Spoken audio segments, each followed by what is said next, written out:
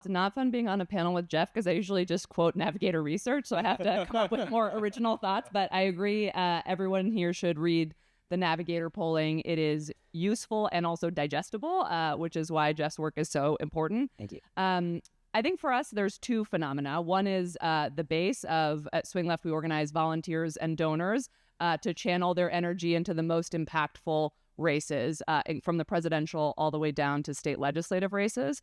And our volunteers and our donors have been fired up about Project 2025 from the beginning. I learned about Project 2025 from our volunteers because they were starting to organize panels in their local groups because of how angry they were about the extremism.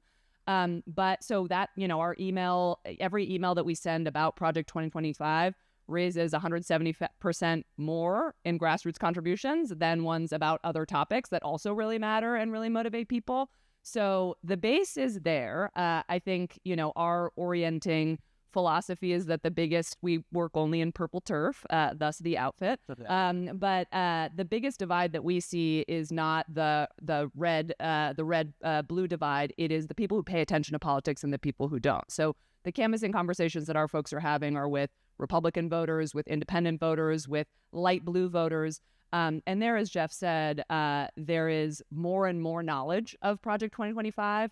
But there's also, because it's a lot of folks who are not paying that close of attention, there's not I know a lot and I'm going to ask you about it. It's I know I should know something, but so I'm not going to ask any questions. And so the guidance that we always give, irrespective of the cycle, to our canvassers is to ask a lot of questions and to listen in order to be able to have a persuasive conversation.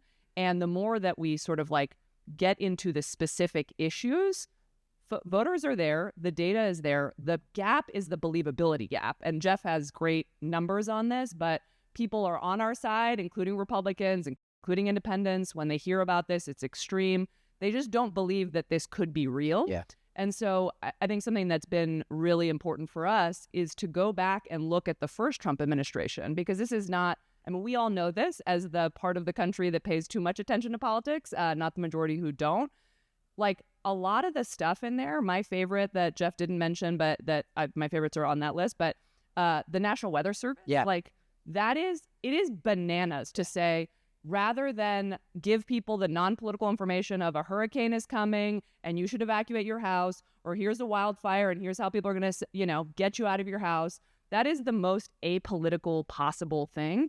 And this is not it came out of nowhere. Donald Trump chose the CEO of AccuWeather, who wanted to privatize the weather service the first go around. So the groundwork is all there.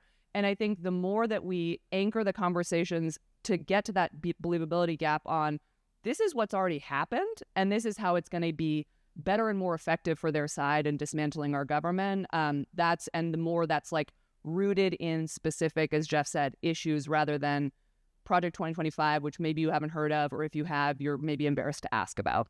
So one mistake that we collectively made as a movement and we as an organization did, we kept telling people, Google it.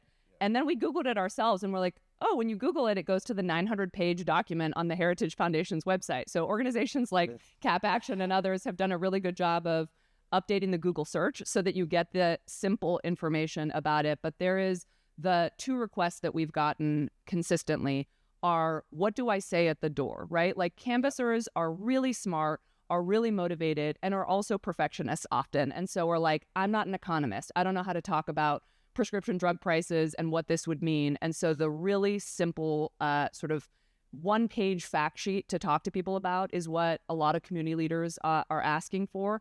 And two is the two issues that every single canvass, when we do a survey of what's coming up on the doors, every canvass, almost every conversation is either about abortion, or it's about the economy, or it's about both, right? There's really no other issues that are coming up. And the economy's big, right? So that includes drug prices. It includes, people who've had extreme weather events who are worried about the cost of their homes or whatever the case may be. But what they want is, how do I talk about Project 2025 as it relates to those issues in a way that I don't feel like I need to memorize a script? And so that's what we're providing them with, what many organizations that are represented here are helping with, so that the barrier to entry feels lower for volunteers who don't have the brilliance of a Jeff Pollack brain of knowing all the polling information and exactly how to message every issue. And are you it could be Project 2025. It could be something else. What are you finding is the most persuasive? What are the most persuasive things that your canvassers and donors are focused on when they're having communication to persuade people to associate themselves with Democrats? Abortion. I mean, it's just like the only two topics that come up, like I said before, on every canvas are abortion and the economy. The economy is complicated, right? So the sophistication of the canvasser, their comfort level asking questions changes the dynamics, and the polling is also, I think the last polls I've seen, Jeff knows better than I, are about even, with Kamala a little bit ahead on the economy. But the reports we get back, I mean, they give me goosebumps from our canvassers about, purple Republican women. They see the, independent or Republican on their walk list. When they talk about abortion and they talk with specificity about what Trump's abortion bans are, what they mean, and they sort of draw the link between, because a lot of our conversations right now are with the down ballot Dems, that there's like no name ID in these districts for the down ballot Dem or Republican, but drawing that link between Trump's abortion bans and the Republican that's running, especially because a lot of these Republicans, when they sit on a panel with you on TV, they look real moderate, right? And they look like they are the Charlie Baker types.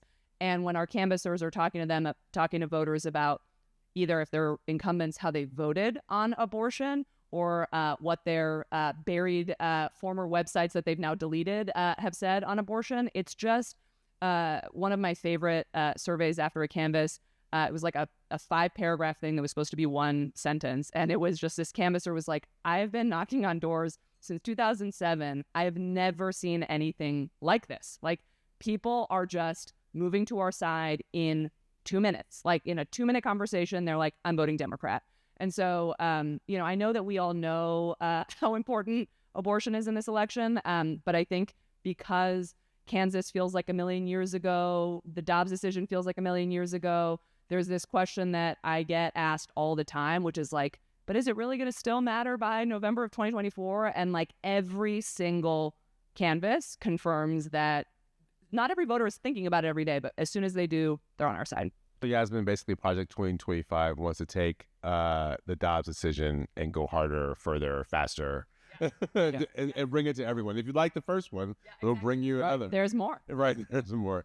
And you found that to be motivating, obviously, all indoors.